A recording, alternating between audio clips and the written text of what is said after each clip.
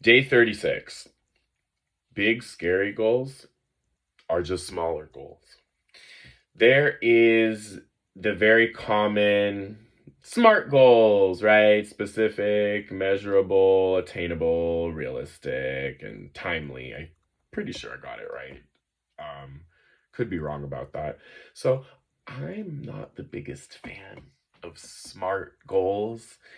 I am a bigger fan of this concept of shooting for the moon and landing in the stars.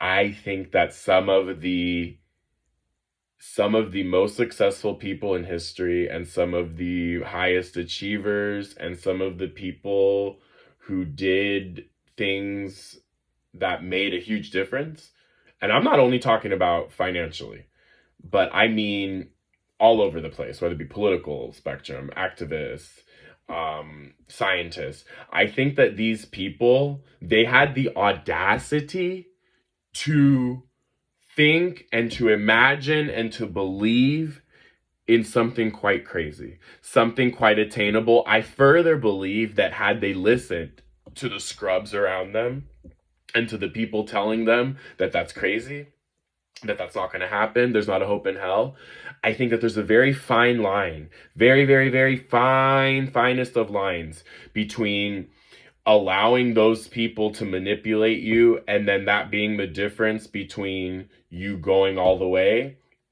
and achieving and doing what people say is possible, impossible, even you yourself might think it's crazy, and you holding back and not actually pulling the trigger. I think there's a very, very fine line between those two.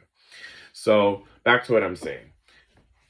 I think again and by the way, this is only what's worked for me. All these videos, they're only what's worked for me. I am absolutely not here to say that there's only one right way of doing things. Do what works for you, boo. But I'm also a huge fan of not reinventing the wheel. And yeah, if certain things have worked for someone, it is worth looking at that person, at least considering that person's methods, and to not, and it'd be really foolish to dismiss them entirely. So I guess what I'm trying to say is, hey, if SMART goals work for you, specific, measurable, blah blah blah, then go for it.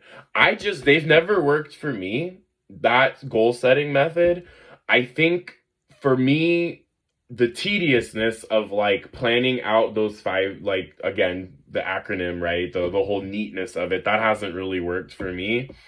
My process and my methods, what's worked for me is really just having this big, crazy vision, this big, huge, some might argue scary goal, and then breaking it up into smaller goals. What normally ends up happening is that you have this big, scary goal right up here, and you break it down into smaller goals, and then you'll notice that as you achieve these smaller goals and reach this way, you might not go here, but you'll go right here, and you find actually that this is actually better, and this is where you were meant to go, not here, right? You were meant to go up this way, and you would have never found that out if not for the journey of breaking it up into smaller goals.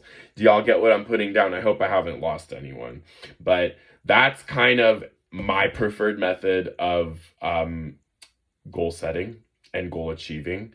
And it does border on manifesting. I'm trying to really differentiate the two. I'm trying to really not equate the two, but there is a little bit of overlap. I would be lying if I did not admit that.